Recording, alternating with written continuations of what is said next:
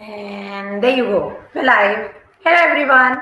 Joining me today, I have Dmitri, who I met uh, while discussing some really vague topics, and he brought it all together by talking about technology. So this is a fascinating conversation I had with him back then, and then when he talked about this on his LinkedIn post, I was like, oh hell yes, we are going to discuss this again.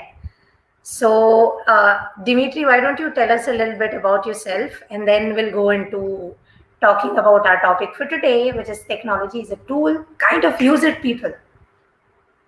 Nice. Hello, everyone. Thank you, Bethany, for having me in your show. I'm really excited to come and talk about this subject.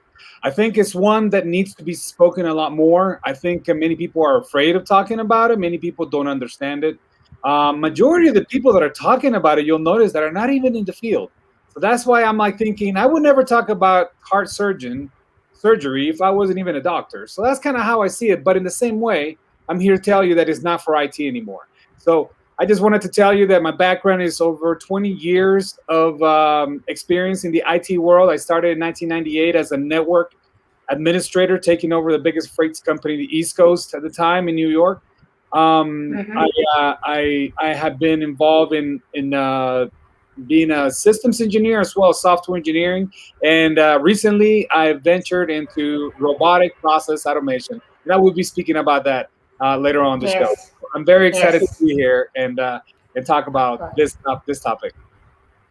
Yes. So, what do you think is the root cause of the pushback that people kind of give to using technology? Because I remember growing up when the internet boom had recently come to India, and my father had got me this really slow internet connection, which I was using to play video games online and also learn a language from one of the video game partners.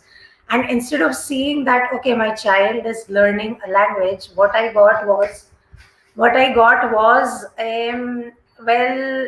what she's doing is she's wasting time. And I'm like, no, I'm learning a language. I'm using the technology that you guys provided me, being the amazing parents you are. And I'm using it to learn a language. Why don't you see it? Well, I'm just seeing it as, oh, she's not in books. So she's wasting time. So why do you think this pushback exists, in your opinion? Okay, so the first thing we have to look Minati,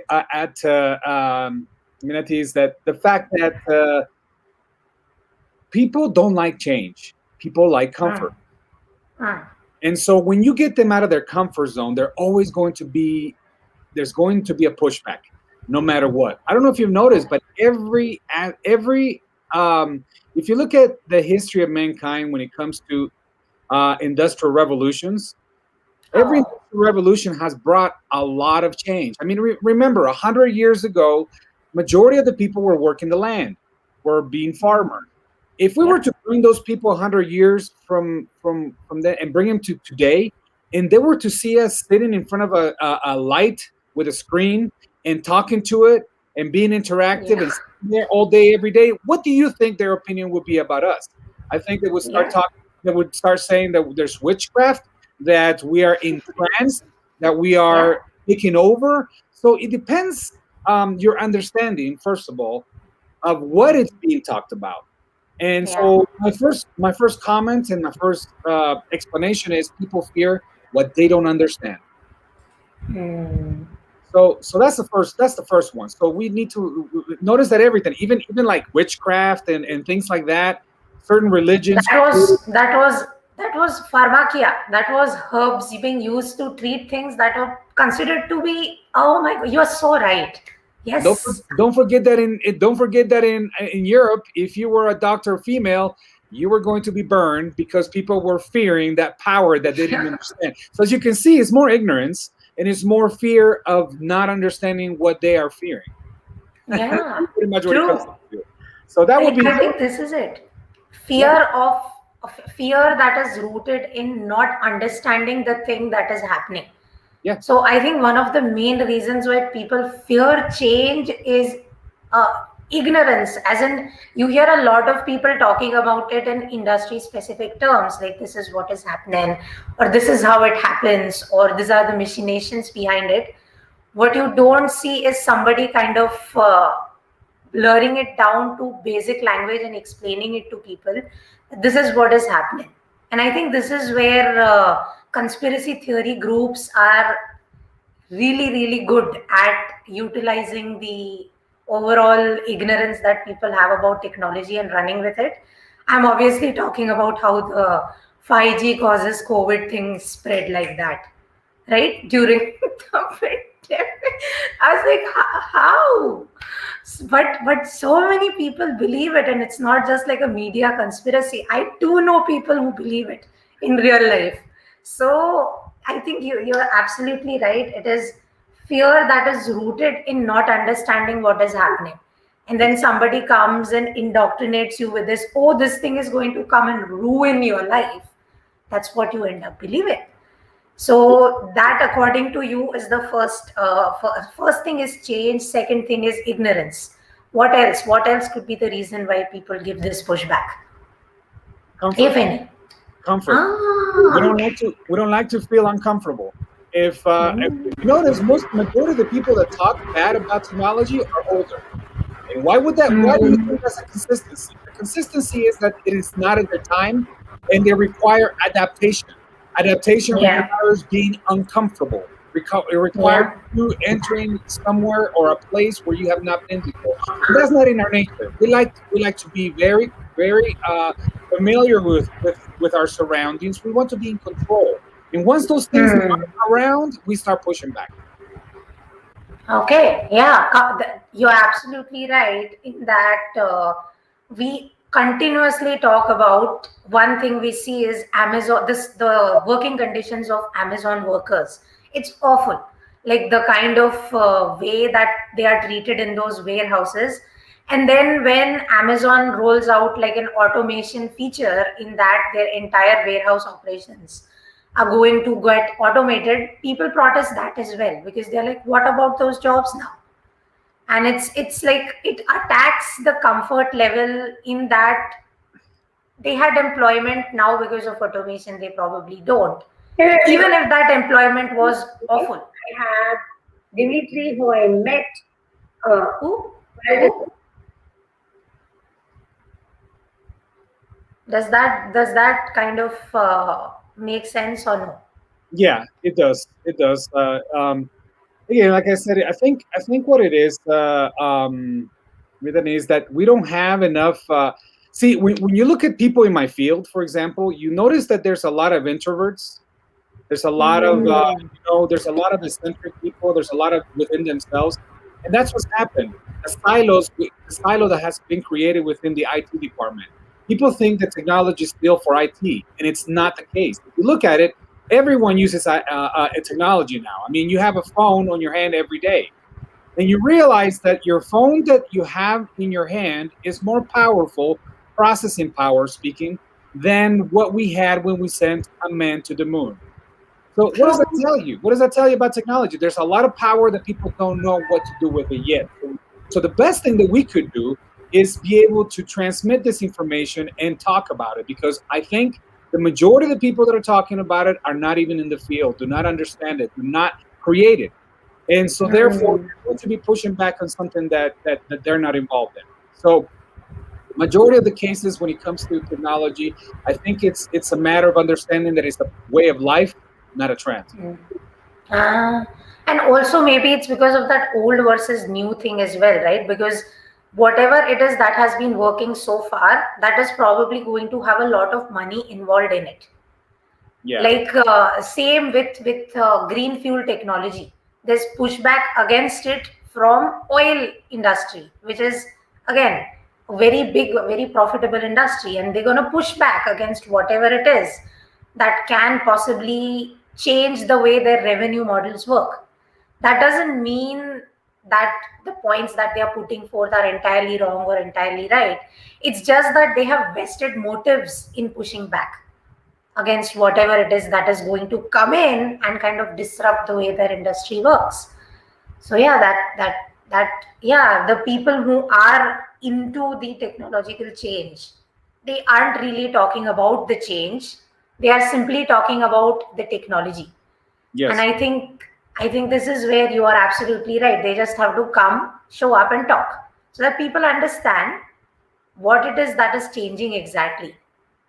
Yes. One of the things too, Bethany, is that fact that people are asking the wrong questions. See, Mm, people are talking about how they feel about automation. It's no longer a case of what do you feel about automation. It's more like how much do you understand it and how involved are you in? Those are the questions that people should be asking because it's no longer the case of do I like it? Do I accept it? Do I want it in my life? It's more like how long are you going to take to get on board and understand it and be part of it? mm. Yeah. So what this feel word, you're absolutely right. In the writing community, there is this elitism of if you read ebooks, if you listen to audiobooks, you are not really reading books. What does that even mean? I mean, just because you're not physically doing the action of picking up a paperback and opening it and highlighting it and reading it and essentially ruining so much paper, right? Just because, and you could replicate the same experience on a tablet or in your phone. As you said, a very powerful processing entity. You can use it, you already have it. It's cheaper, it's better in every imaginable sense, but because of the elitism, people avoid it.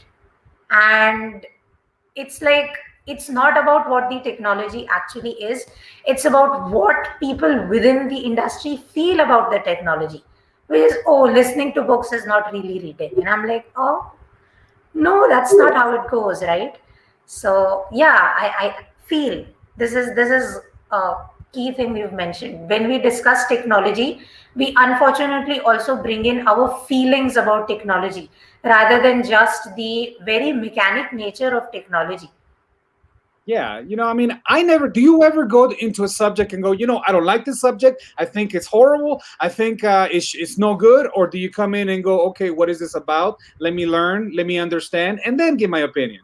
So I think we got Um, it backwards. I think we need to understand the benefits of it. I mean, imagine, for example, I mean, you remember history when the phone first came out, when the radio first came out, when the oh TV. my, people thought radio is going to fry you alive. This is Everyone what talked people about thought. how all the teenagers were going to be hooked to this like evil invention that brought the devil to your home. I mean, it was like incredible. Don't. Oh, and another thing that I want to talk about, Bethany, it's a matter of culture and social pushbacks. For example, religious pushbacks. You got to remember that in Europe, and I'm not talking about religion. I'm talking about cultures because of the religion. Organized religion. Okay, yeah, because remember in Europe, the church, the dominant church was not just a church. It was a part of a government. It was part of like who dominated people's lives. So when and that's the reason why I love the fact that like USA and many other countries separate religion from government, because once you mix religion with government, then you're talking about a few that believe something and pushing that belief onto forcefully onto others. And the problem with that is if you look at history, that's what happened in Europe. The Dark Ages happened because the church, the biggest dominant church, became dominant and started to spread things like science being evil, and they started to persecute scientists. That's why the Of Illuminati course. came around. I mean, people talk about the definition of Illuminati. I'm talking about the scientists that came out and had to be Yeah. under persecution, like serious social persecution. I mean, Galileo Galilei was in home They jail tortured him. because he They was tortured talking him about. for saying sun is in the center of the universe. Like, But why how can was you that? torture someone for that? But do you see what I'm talking about? Why was it? Think about it. Was it because of feelings or was it because of ignorance? I think it was because I don't really know how to kind of give a word to this because there's so much to it, right? It was because there were feelings involved. It was because they wanted to protect their power. Because the moment people realize that there is something very powerful about knowledge, they are obviously not going to come to your doors asking for solutions to all of your problems and then dropping donations. They're probably going to go to the solution makers to those who provide solutions, like, okay, I have this problem, please help me fix it, and you lose your power, you lose your supremacy there. So I think that's why they did it. But like, again, it's past, I can't really judge the past with the morality of the present. But yeah, the motivations were definitely not that we want to protect the word of God. The motivations were, oh, we want to protect our power. Yeah, and one more thing that we should look into, that talking about power, let's not forget that, hey, did you notice economics used to be based on old money? Old money meaning that if you have had somewhat of an inheritance, that's what made you rich. Have you noticed the trend in the billionaires these days? First of all, they didn't finish university, which is another taboo thing about, oh, you have to be in that system, in that you have to go and have a big debt so you can educate yourself according to some people's perspective and according to their program. And if you don't fit that program, you're dumb and you're no good. So those things are Yeah. changing quite a bit. As you noticed, YouTube University accepts everyone and allows everyone to take the shortcuts and go directly to what they want to learn. So as you can see, we technology is attacking even the educational structure. It's attacking the economical structure.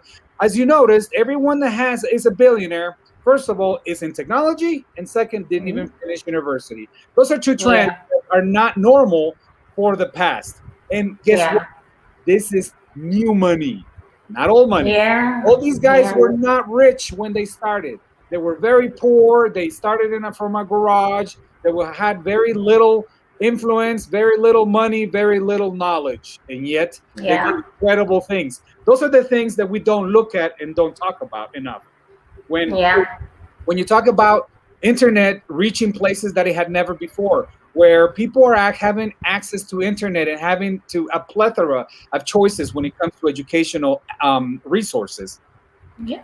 Those are the things that I don't understand why people are not talking about. I don't understand why people can't see the fact that if it hadn't been for technology like Zoom and other conferences, Exactly. we would have been stuck more depressed and more frustrated and completely like psychologically traumatized from having to stay home. What did I do? I created more relationships, I created a bigger community, and I educated myself more than ever before. So was that Yeah. bad? Not at all.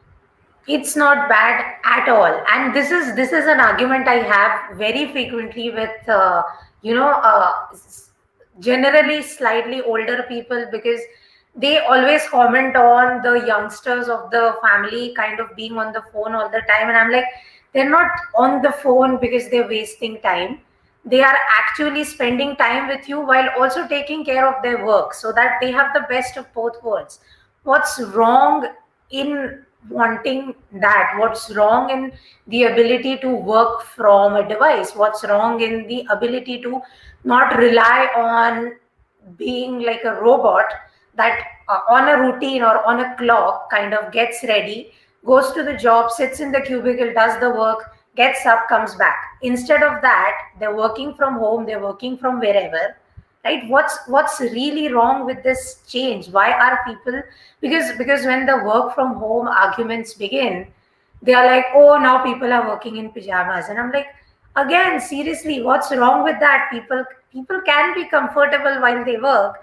Why is the old system so kind of convinced into going against the new system, which is about, as you mentioned, which is about newer people that came up with innovative ideas and kind of disrupted the existing market? And then because of the way that their professional trajectory has been, they are not affected by this is how it should be issues. So they are open to exploring new things and new ideas and new concepts. So why do we have this weird pushback? It's beyond me. It always has been beyond me, and I guess it will continue to be like that, because I guess feelings and, as you say, comfort level probably interferes with people wanting to be accepting of the same. Yeah. Okay. So I'm about to say something that's going to blow your mind. Okay. Okay, go ahead. All right. Waiting. So check this out. This is how you're going to understand what the problem is. Mm. Nobody's putting the narrative correctly. So I'm going to reverse. Okay. I'm going to reverse the narrative. You talked about governments. You talked about people. You talked about everybody talking about automation, and they say that robots are going to take our jobs. Isn't that the narrative you're hearing every day?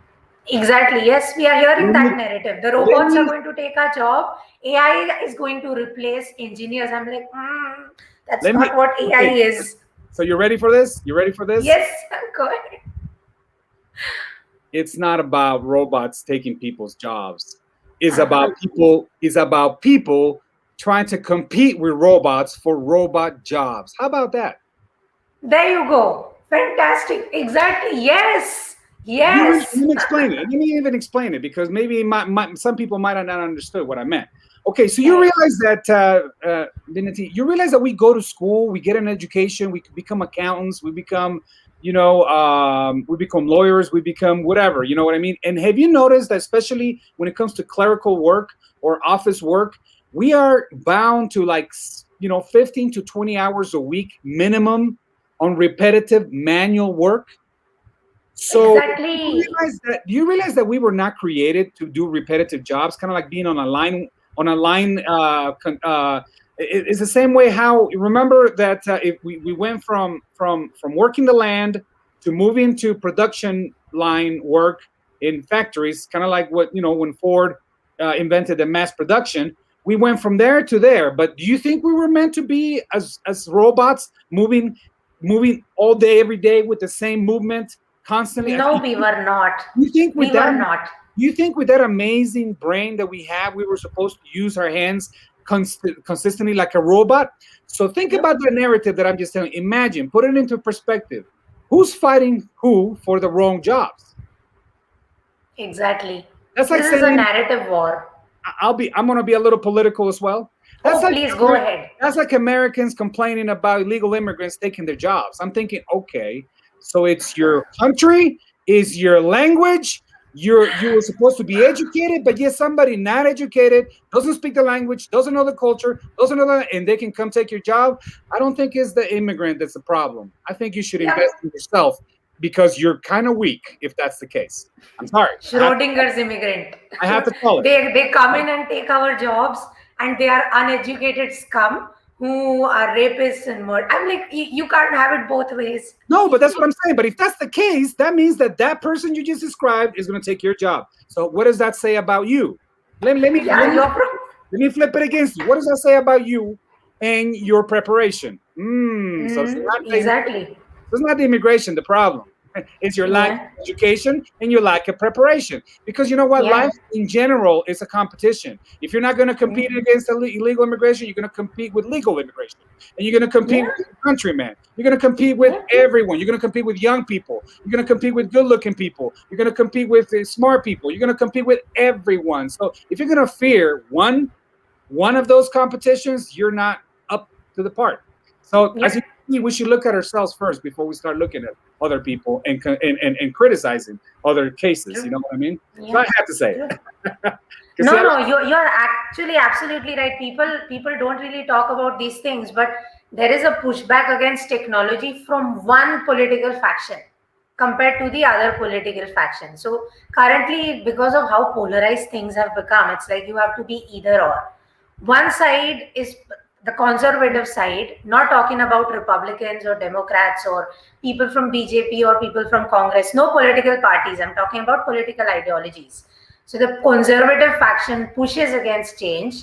The libertarian faction is like, we want change, make change, everything, irrespective of whether it sustains. And the balanced faction is very quite busy doing their job, not really explaining things, not really talking about things. They're just working. That's what they're doing, right? Yes. And go ahead. And so another thing about what you're just mentioning, just to make it clear, is the fact that not enough people are getting involved. I have to stress that so much. Okay, so Binati, you got to understand that there's only less than 20% women in my field. Okay, so you start to think about that. Okay, first of all, there's only 20% women in my field.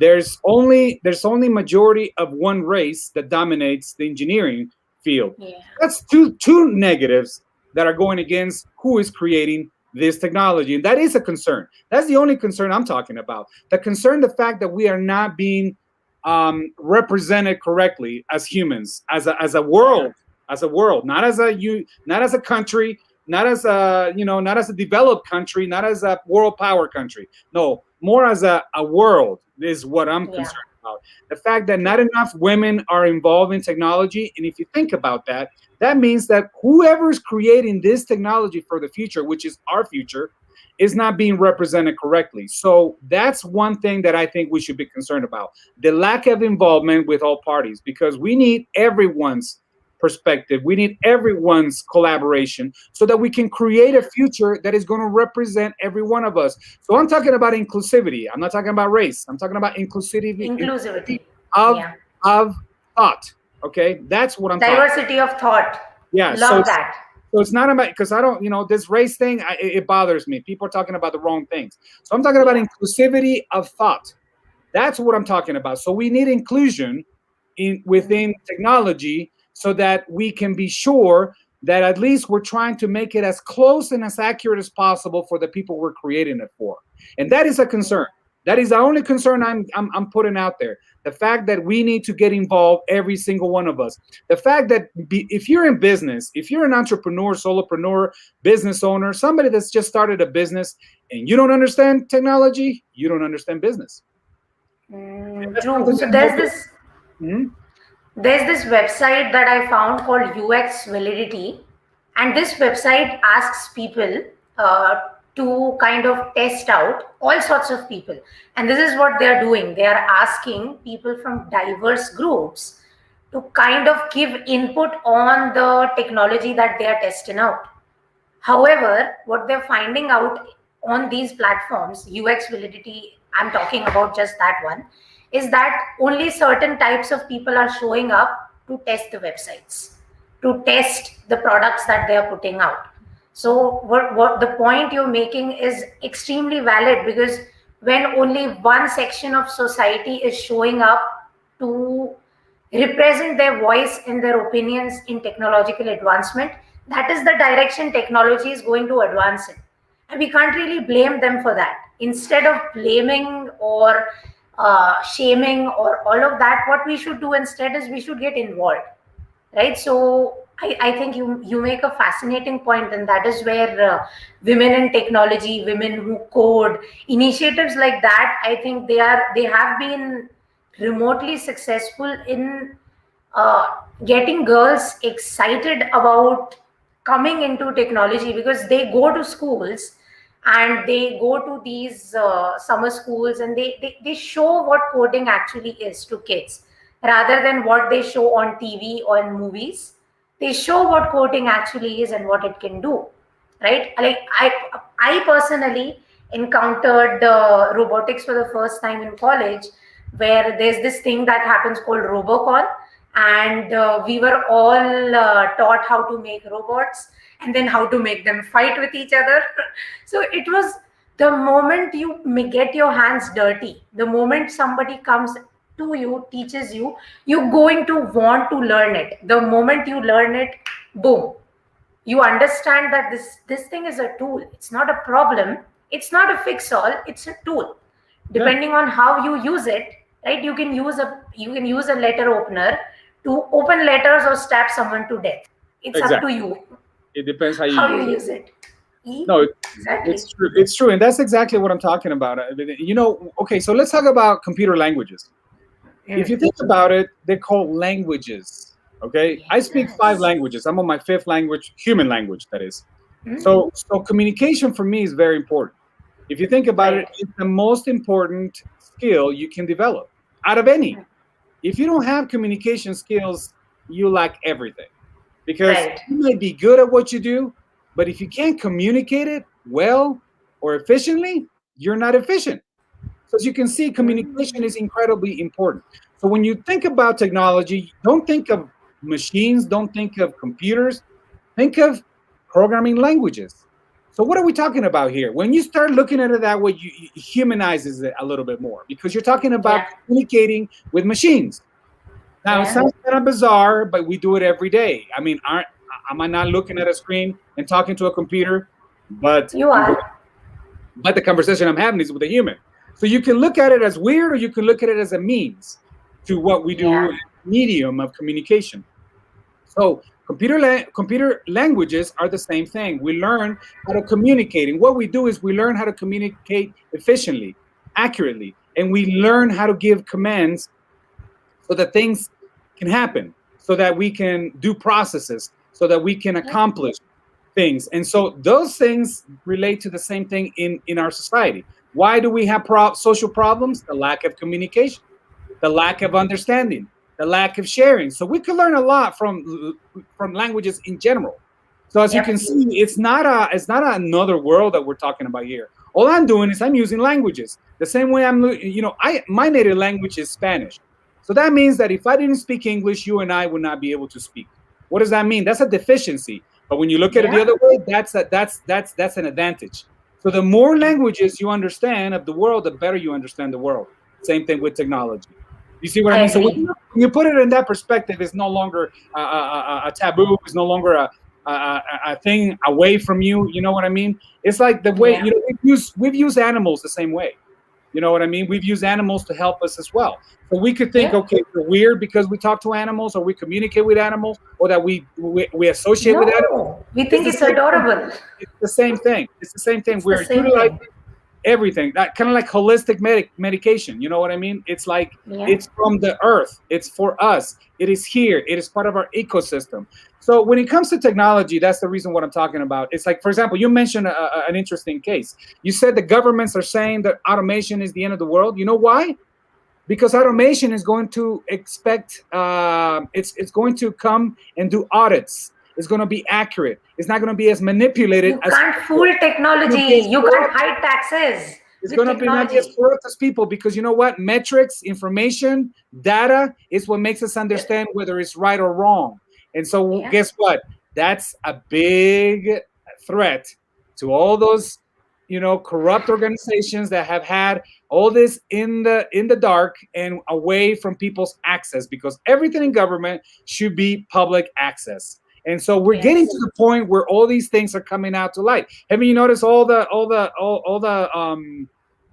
scandals that we're seeing these days? Why? Because there's video, because there's recording, because there's records. Exactly. So if you want to know why governments are not liking automation, is because the corruption, it's Is finally being coming exposed. to an end, because it's going to be Yep. exposed. So those people that have things to hide, those people that are worried about cameras on the streets, those people worried about their records being exposed, you know what? If you're not doing anything wrong, I don't understand why you should be scared. You see what I Yeah. mean? Especially Yeah. when Yeah. you're talking about a general acceptance of a government. So there are many things that you got to remember. Look at our history. Look at how things have totalitarian authoritarian and tyrants take over countries by keeping their people ignorant. In my country, that's how they did it. There was a 36-year civil war against the Yeah. government. The government was committing genocide against our indigenous. Okay, Yeah. and why? What? How were they able to keep power for so long? When my mother went to school, they were hanging and killing all the students that went to school with her, that were studying anything that had to do with government, anything that had to do with philosophy, that would open their minds, that would get them to rebel against this kind of control. You see what I mean? So Yeah. the more information there is, the more threatful it becomes to powerful and dominant organizations. So you're absolutely right, and actually India is in the throes of this. India is unfortunately being listed into so many authoritarian indexes these days. One of the main reasons is because our government is aggressively editing our educational curriculum. In that, they are rewriting history to kind of favor one religion over another. In that, they are eliminating really significant parts from our history because it shows their opponents in a better light. And they are planning to remove subjects like physics and mathematics to be compulsory subjects from engineering curriculums. Just think of this. This is concerning, in that you're preparing a generation of engineers that have picked and choose their way through. Okay, I don't want to do this physics, I'll only do thermodynamics instead. Rest I will Google, and just, it's weird how innocuous it seems. But then when you look at history and then you see how they did it in the places where authoritarianism ruled, it's this. They started with education, they bred ignorance, then they created fear, and then it was boom, control. Yeah. And so if you can recognize the patterns here, Binati. You can recognize them. You can understand why there's a pushback. Again, if people and do you remember how it used to be too? And this is another social hit that I'm gonna explain to you. Remember that before it used to be when you were older, you were wiser, and you were respected. Guess what? Yeah, hell no. Guess what? Now that you're older, most of the time you're obsolete.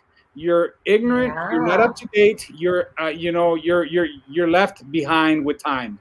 And so older people are starting to feel the threat of relevance, of respect, of admiration. Because before, the older you were, the more we had to respect you. Now, the more you know, the more we respect you, but not the other way around. So we're taking away that entitlement of being older and being wiser. Now we're looking at younger people doing amazing, incredible things, and that's kind of threatening for the older people because it was not how it used to be. You see what I mean? So there's a lot of paradigms and shifting here when it comes to the implementation of technology and the development that's happening with that, and the freedom that is bringing to many places of the earth. And that's why I'm excited. I'm a very optimistic person that thinks about the future as a better time, because if you think about it, this is going to allow us, technology is going to allow us to know our autonomy better, become more self-reliant, and understand who we are, how we are as a society, the things that we can improve, more collaboration and inclusion, more participation from most, instead of being a minority that creates what happens. Now with more collaboration, and those are threatening things because they're not what it used to be. But you know what? The difference between animals and us animals, is the ability to adapt. That's the only difference between humans and the other animals. There you go. So if you cannot adapt, guess what? You're neglecting the only thing that makes you different from the rest of the animals. Yeah, true. And fascinatingly put, I think. You can crib about technology as much as you want. It's here, it's going to stay here, and most people benefit from it. So even if you whinge about it 24/7, like back in my day, what people are going to do is they're going to sympathetically look at you and then keep walking. That's the maximum level of engagement you're going to have, because technology is here to stay, primarily because of what it does for people. There is this fascinating book by Rutger Bregman. While it is not really about technology, it's about universal basic income and why the 4-day work week works. In that, he specifically highlights these things, which is human beings are not meant to do repetitive jobs that they don't enjoy just for survival. That was supposed to be a temporary fix, which was put in as a permanent fix. And then we have the beauty of technology, which is going to come in and do most of these repetitive jobs for you. Now it is up to you whether you adopt it or not, right? And that's it. That's I full disclosure, I use speech to text to type. So what I'll do is I'll research everything really thoroughly. I'll have my notes. Nowadays I keep my notes in the tablet as well, because you don't even need pen and paper anymore. You just need a tablet and you just need that pencil. Done, right? And then I'll get this headphone out and I'll be like blah blah blah blah blah blah blah blah blah, blah, blah, done. I have ghostwritten 34 books to date. I'm working on the 35th book right now. I regularly write blogs. I'm regularly talking to and collaborating with multiple people. If I were to do all these things traditionally, Just calculate the amount of time that would be required for that. I'm 28 years old right now. If I did this conventionally, I would minimum be 40. So technology is a tool. You can't just sit in your high tower and be judgmental without understanding it, trying it, seeing what the other side is trying to say, and just being like, nope, this is not how we do it. So we are going to reject it. That's an unfortunate premise. Yeah. So this is the reason why I'm so excited about what I do, Minati, that to tell you the truth. I am very excited about what I do because I am promoting automation. I believe that automation was meant for robots, not people. And robots are supposed to work in collaboration with humans, not replacing them. Because do you really think that a robot can seriously replace a human? That's ridiculous. First of all, You don't understand robotics if you think that. we haven't even made a robot that can replace a human yet. So I don't understand why we're talking about them replacing us when we haven't. AI has not matured enough yet. It requires a lot of experience, which it hasn't gained, and it requires ridiculous amounts of data, which we haven't been able to gather. And computing power. So even understanding AI, it hasn't even matured to the level that it has to. Now, robotic process automation is believed to be the gateway drug to AI, which makes a lot of sense if you think about it. Now, let me give you another. See, I like to give comparisons so people can understand what I'm talking about when it comes to technology. You realize that and I just, if you look at my last post, it talks about that, how digital innovation has happened. It talks about how I mentioned there in the 70s, we used to use paper and pencil to do mathematical equations. All of a sudden, that digital calculator came around. Guess what? We did away with that paper. We did away with that paper. And you know what? Our productivity went from skyrocketing and accurate. And that's another thing, because we're error prone. As humans, we're error prone, and that's okay. That's how we are. But there are certain things like mathematical calculations. There's certain things like data manipulation at a high level that people can't even imagine. That is not going to be something that humans can do without technology. So imagine this. So that's like me being when you started to use calculators in your life, did you feel dumber than a calculator? Did you feel that the calculator was going to take over your life? Did you think that the calculator was going to get a degree before you? Because the calculator can do faster processing calculations than we can. So we should start looking at calculators as a threat, because they're smarter than us, they're better than us, and they're more accurate than us. So maybe calculators will start to take over our jobs too, because they're smarter and faster. So do you see where I'm coming from? And this is back in You're absolutely right. This is back in the 70s. That's 50 years ago.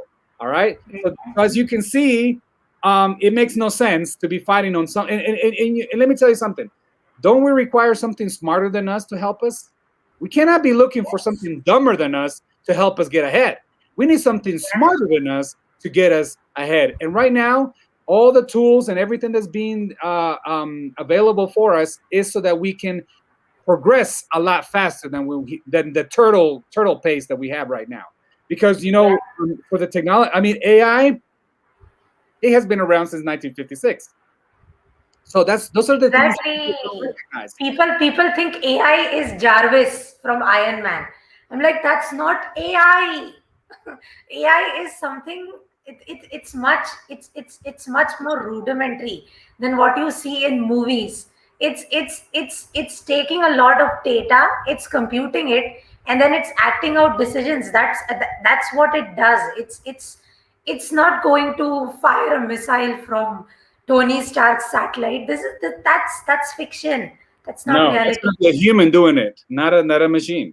That's a human doing it. Exactly. That's a I human fear doing humans, it. not machines. Kind of like when people get scared of zombies, or people get scared of dead people. I tell them, I'm not scared of them. I'm scared of alive people. Live people is who scare me. That's why technology doesn't scare me. People scare me. Yeah, true. And just a little bit of a detour. There's this fascinating movie called Train to Busan. It's a zombie movie, and it's Korean. It's a Korean movie, and in this movie they show this. There's this main protagonist, without doing any spoilers.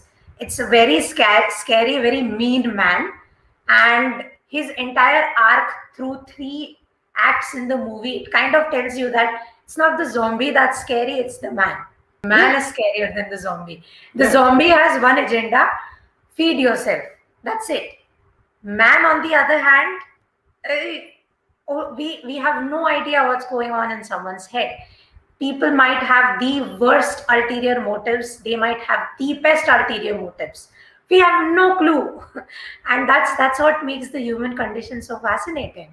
I love philosophy for that, because what's in here? Yeah, it opens your head, and do you remember, Midnati, like back in the day when they were constructing, when the Soviet Union and the U.S. had the Cold War, and even before that, we were talking since even before Hiroshima, and even after the atomic bombs being proliferous all over the world. Have you noticed how we've been fearing that for like all my life, since I was born? We've had that fear, and where are we? We're still here. We haven't blown up. We were promised that we were going to blow up the world. We haven't. So imagine if we would have been stuck with that mentality about 60 to 80 years ago. Imagine if we would have been feared of what could happen. We would not get out of the house. Imagine if we, believed that coronavirus was like the worst thing that has ever happened. Look at statistics. It's not. So, it's all about understanding what's happening. It's all about being involved. It's all about educating ourselves. It's all about what we can produce and what we can do by ourselves and on our own, and collectively collaborate as well. Like one of the most beautiful things I have noted, I have seen in our days, is the collaboration within humans. People talk about so many negative things. What about the positive? I mean, what about the fact that many of us are collaborating internationally? What about the fact that many of us are talking about positive change to humanity? What about the fact that we're talking about problems we never spoke of before? What about the fact that we are addressing our own problems, our own insecurities, our own social issues, something that was never done before? So women have finally come to a favorable place where they can actually fight and have their have their stand, and also show their value and everything that they bring to the world, and everyone else around too. We're starting to understand things that we didn't before. So how about giving credit to humanity, to how far we have gotten, to how much we haven't blown ourselves up, to how much, there's still slavery, but if you look at the slavery from 100 years ago, we've gone far. Okay, if you look at the wars, there have been very little wars fought in the last 100 years. You know what I mean? So how about giving credit? How about giving credit to all those things that we have gotten better, that we have progressed, that we have advanced and produced better society? I think we should give credit to those things that we don't enough. Snaps for progress and snaps for technological advancement. To your point, I have this book suggestion. There's this doctor called Dr. Hans Rosling. Okay, this doctor and his team, unfortunately now late, Dr. Hans Rosling, but his family is still in the pursuit of getting this done. His team used to go around the globe to some of the most privileged locations, in the sense of really premium universities. They would go to a college of environmental studies and ask them environmental questions. And each single time, they found out that a monkey performed better than experts within the industry. They found this, no joke. Okay, so you can find Dr. Hans Rosling's TED Talk. It's one of the most popular TED Talks, I think, and one of the most innovative TED Talks as well. Also, he has written this book called Factfulness, and I'm going to review that book soon enough. I think that is important. What something you highlighted in the very beginning, whenever we talk about things like technology or things like culture or things like inclusivity or anything in general, we firstly gravitate to feelings rather than facts. And when we bring feelings in play, we mostly will go into, oh, I had this bad experience, so I don't really like this group of people, and that is going to kind of dictate your narrative around the whole thing. So I think that's probably what's happening with technology. Somebody had a bad experience, and now they are very vocal about it. And because of how easy it is to get an audience these days, they have an audience which just acquired the beliefs instead of actually getting them. So, factfulness, you should read this book, guys. It's amazing. And listen to what Dimitri has been talking about from the very beginning, which is appreciate the things that we have rather than aspiring to things that we had. You know, that time has gone away. We can't really get it back, can we? So, yeah. Hey, Miri. And coming to the comment that I had highlighted, which is, I think, the organization that you work with, scale through automation. Tell us a little bit about that. Like, what do you guys do exactly? Validity, is a pleasure for me to talk about who I work for. Again, I am so Yes. excited to working for my company because, first of all, we're bringing automation. Okay, so automation, you got to understand that majority of the companies were able to afford it only at the enterprise level. This is the reason why Amazon killed the competition, because they applied automation a long time ago. And this is what I'm talking about. Business people, listen up. It's not a matter if you like it. It's a matter of how fast you can implement it. Because if you're not an early adapter, you're not going to have the competitive edge to survive. This is just Yeah. I'm telling you this from my experience in many. I started doing automation over 20 years ago. We had OCR technology, object character recognition, which are recognized with the screen and screen scrape. We've been doing that over 20 years ago. So in reality, that's why I'm telling you, this has been happening for a long time. It's not a new thing, but it's more of a relevant thing. So the reason why I love my company is because we are one of the first consulting technology consulting firms to bring this technology to the SMB market. Small, medium-sized businesses were not able to afford this kind of technology back in the day. Now, with collaboration with technical companies, big, huge, emerging companies from Europe, our company was able to collaborate with these guys, and we were able to do away with licensing and limits of robot creation and a bunch of other processes that we could offer and bring this savings to our clients. So this is the biggest thing that we're doing. We're actually, and think about what that is doing, Dmitri. It is allowing small and medium-sized businesses to compete. Competition is great for our society. Competition is great for our economy.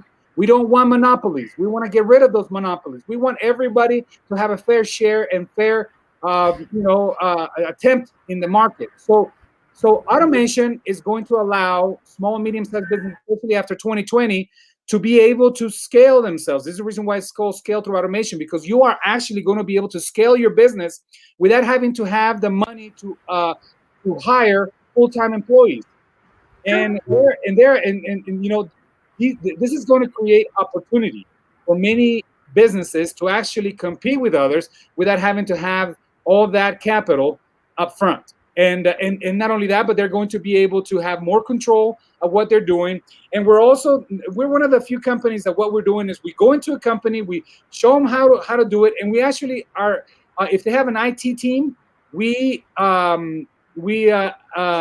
give them recommendations to start their own citizen developers in their organization, so they can shy away from our control or our dependency. You see what I mean? We're not teach the man how to fish instead of feeding them the fish. Yeah, because most majority of the consulting firms, they come, they help you, and you're locked into them, into their services. What we're doing is we're only introducing it, and if you're wanting to, we train your team and we make you independent. So those are the kind of things that we're trying to do. So very different type of business structure that we're following, and we're helping a lot of companies, and we're helping a lot of SMB market. We're one of the few that has entered the market doing this kind of services, and so I'm very excited for the future and what's happening here on the on the business side, on the personal side. I think I can't wait to see what's going to happen in the future, where when we start to collaborate more with technology, understand that we can do much more with it, develop and become and just make our lives better in general. Yeah, Agreed, 100% agreed on this. And it's like there's a crossroads always with every new technological advancement that comes in. You have utopia, dystopia, things change, things remain the same, right? So I think we given how all the facts that we have on ground, I think we will be between things change and utopia. Because again, looking at the facts, everything has been getting better compared to, again, compared to shouldn't be a factor that exists. But I think that's a parameter we should use. Like, are we better than who we were yesterday? Yes. So instead of lobbing the blame onto technology, I think we should give it credit for what it has done. Because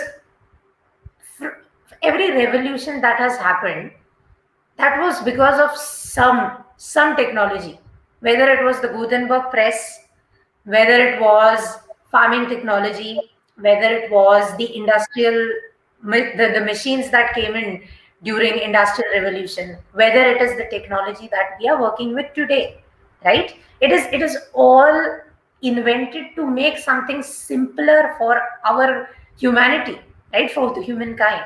So instead of looking at it as the devil, I think we should. I really love the name of your organization, which is Scale Through Automation, because it's not like you're trying to drastically change things. You're just trying to scale up. That's what technology helps you do. It helps you scale up in the best way possible, right?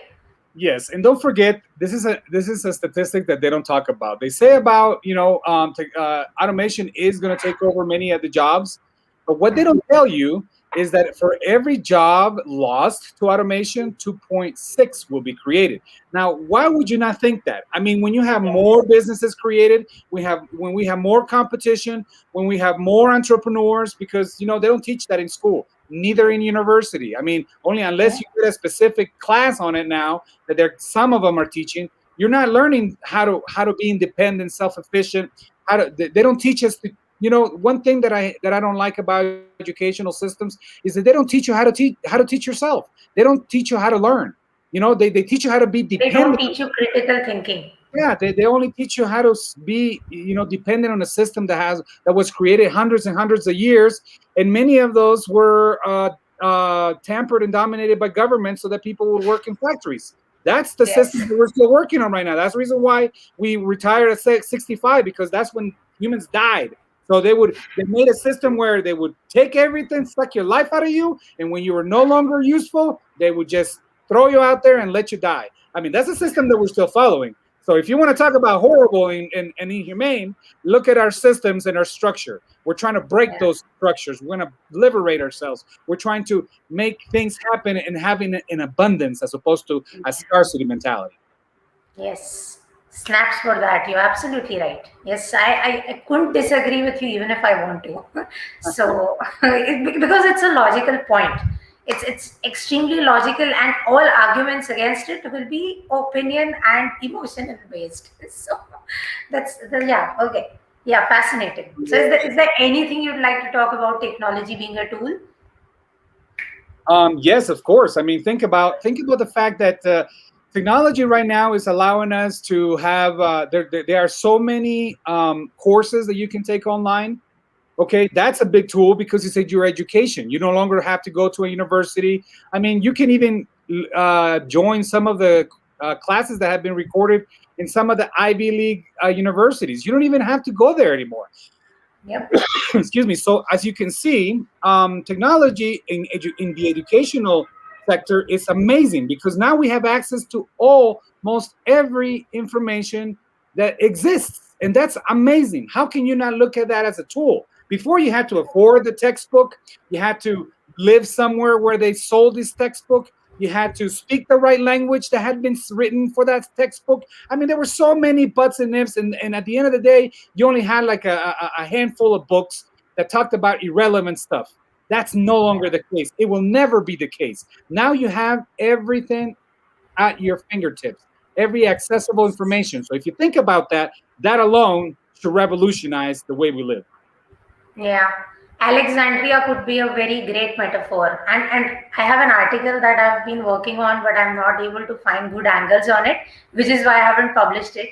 Which is YouTube is the library of Alexandria of the 21st century.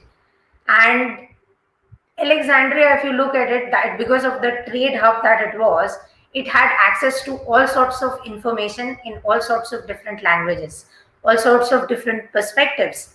And fearing what that would do, some people burned it down. Some people in power, especially when a female queen came to power. So these where every time I look at things that are happening in the present, I find something that happened in the past, which was eerily similar, just with rudimentary technology.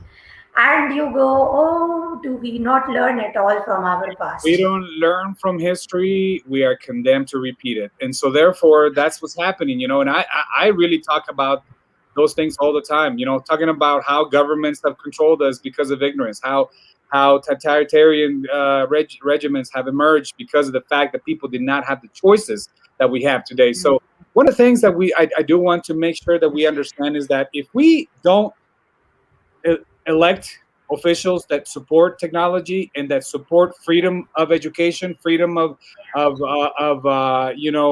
these resources being available for everyone. Those are the things that I think that are the scariest, because when the things are available and someone stops them from being available, that's the word. That's public enemy number one. So just be very very clear about what is a real threat. A real threat are the people that are discouraging education, that are discouraging technology, that are discouraging the democratization of this whole technology that is available for all of us. So those are the people, those are the circumstances that will stop our progression, that will stop our innovation, that will stop ourselves from moving forward and and building, not waiting for a good future, but creating the better future.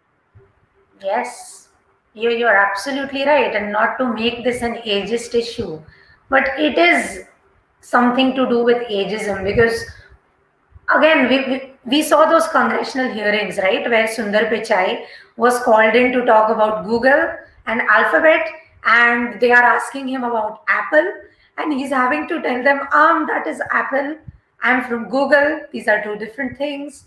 And they didn't even understand why he is not trying to answer the question. Because they're so detached from what is happening on the ground, primarily because of age, primarily because, okay, they've made it in life, why do they care to keep themselves educated and updated?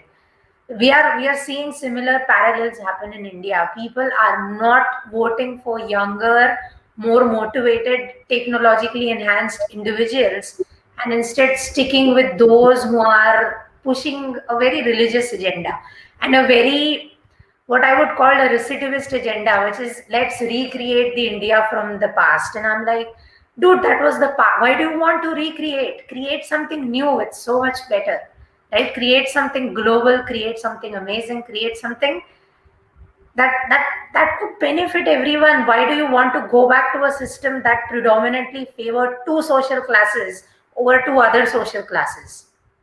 So it's ridiculous, and voting should not become relevant in this topic, but it does. And Sorkin had a great quote in, I think, Newsroom or The West Wing.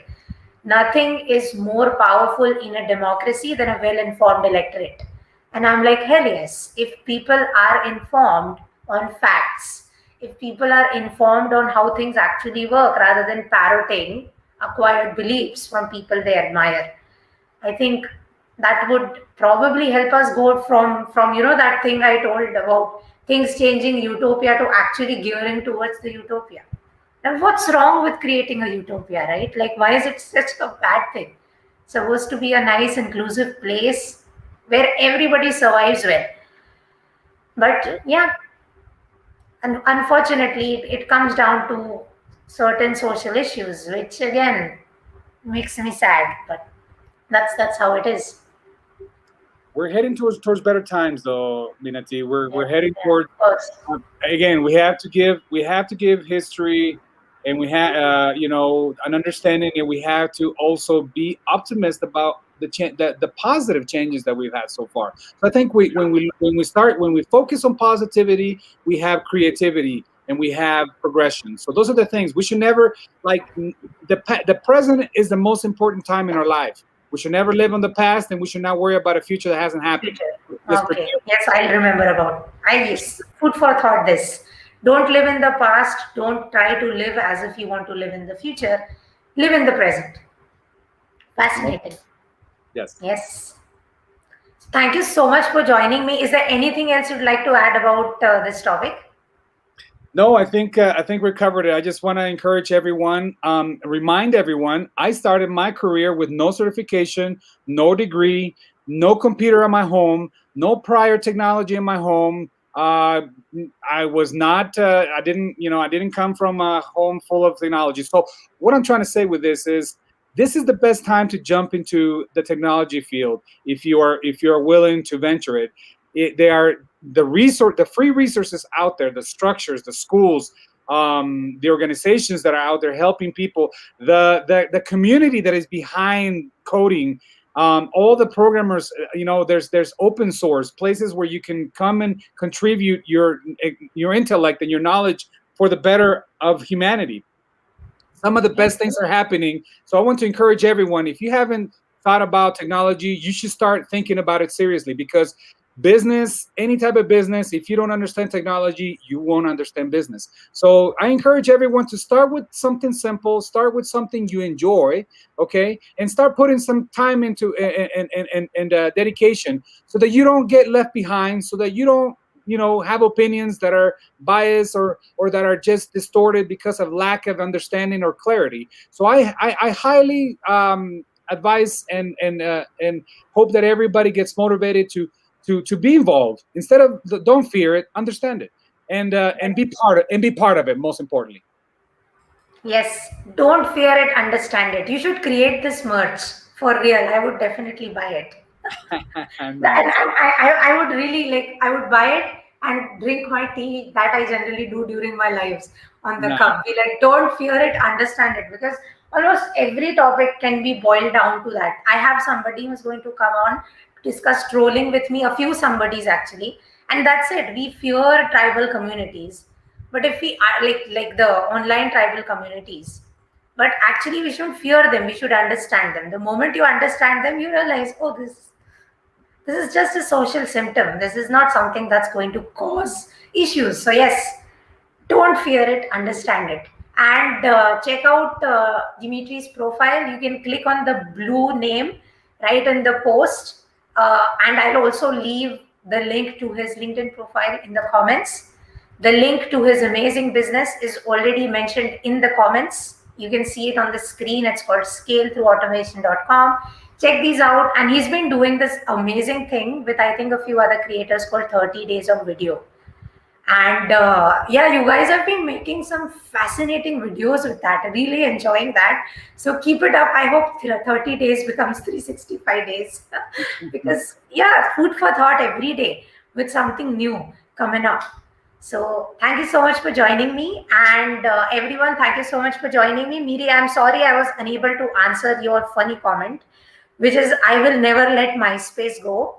It's not about letting MySpace go. MySpace kind of didn't evolve their ecosystem, which is why many people let them go. That's what we were talking about. It's like technology is a tool. We should use it and use MySpace, use Facebook, use whatever. The world's your technological oyster. Oink it or whatever. Thank you so much for joining me, guys. And I'm going to end the live. Thank you for watching. And boom.